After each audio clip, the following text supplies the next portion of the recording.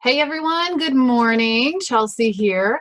Wanted to come at you this morning with a book that I swear by. It's called Rich Kids by Tom Corley. Tom Corley also wrote Rich Habits. A lot of money stuff that we end up advising with our clients has to do with money mindset and money habits. And so I wanted to go through a list today. So in his book, Rich Kids, he provides a list of rich habits versus poverty habits. And I'm going to put a picture of the list down in the comments below so that you have that. But there are a few that I wanted to talk about specifically today because I thought they were interesting. Also, they really relate to money and how that plays a role. So one of them is delayed gratification.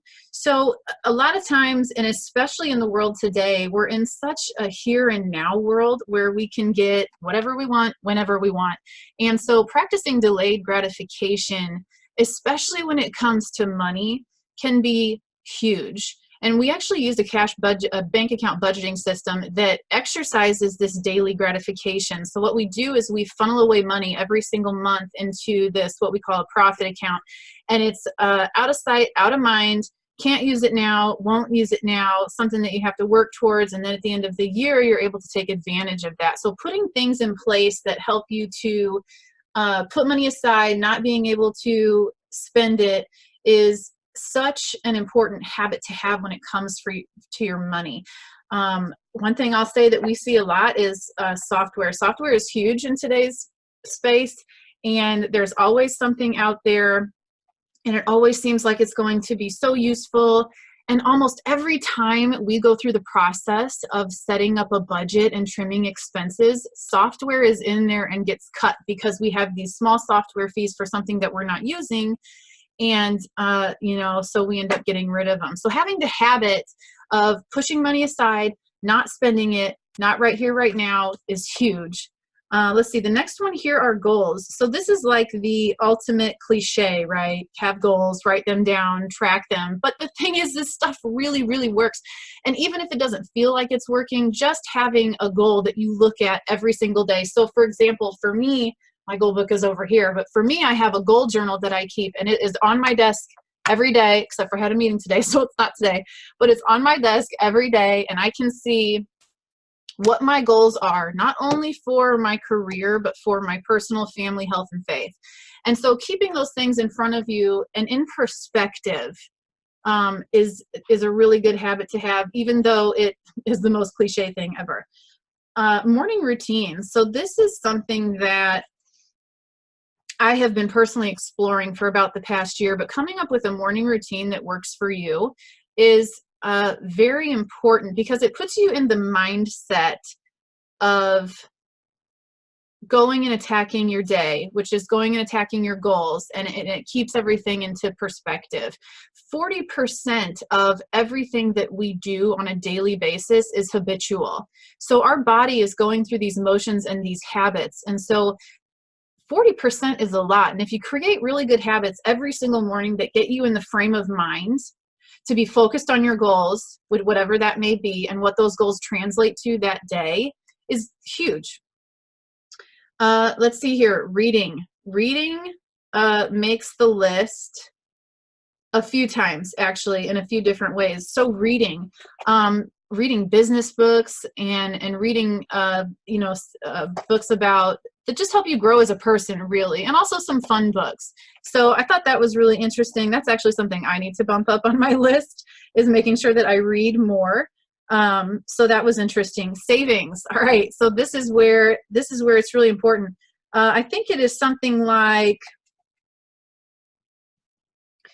60% of Americans do not have if they needed to come up with $1,000, they would have problems. 80% of Americans, that might be kind of high, I should have my info out here with me, live paycheck to paycheck.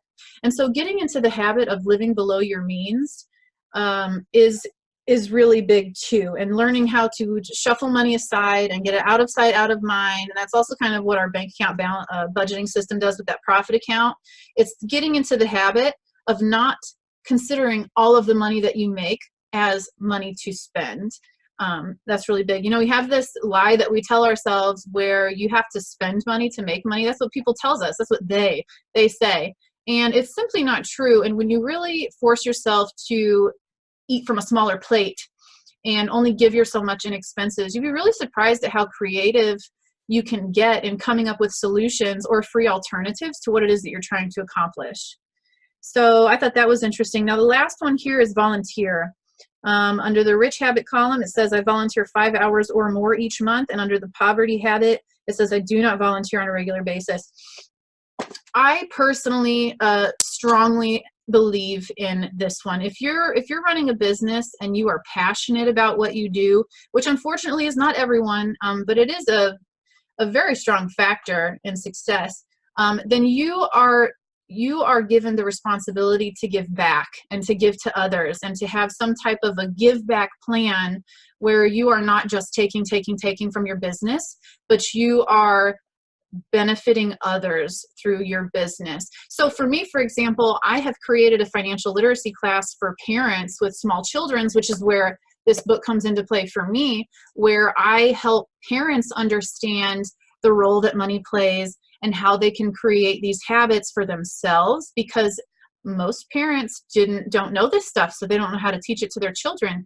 And so I help parents get the understanding of the role that money plays and successful habits, and then translate that into activities and routines that they can then put in place for their kids so that their kids can be brought up with the understanding of money. So that's my personal volunteer story. But I would be interested to hear all of your thoughts on all of these and what you currently have in place and what you think your money habits are and maybe what you can work on, and even go through that list and strike up some discussion around that.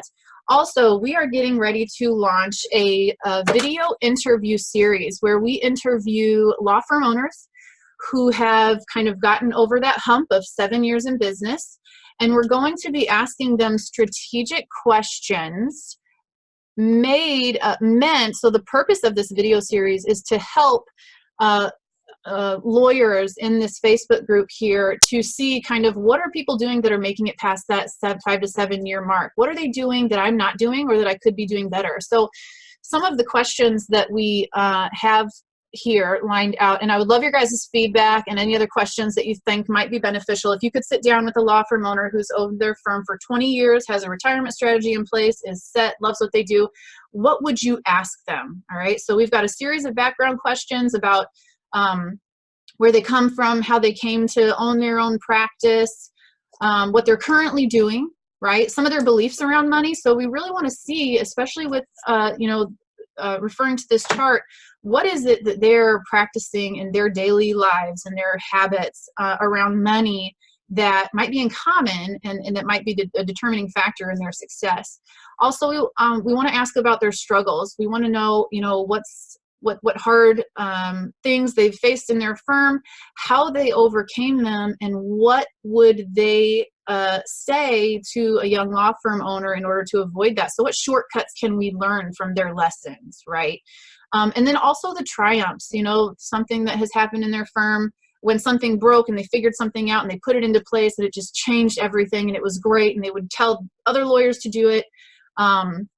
And things like that. So I would love to get your guys' feedback on questions that you would like us to ask these law firm owners during these interviews, so that it can really also be another outlet to kind of give back to other law firm owners of strategies and techniques that have worked for other people, so that everyone can benefit from it. So that's it for today. I really appreciate your guys' feedback. Look forward to it, and we'll see you soon.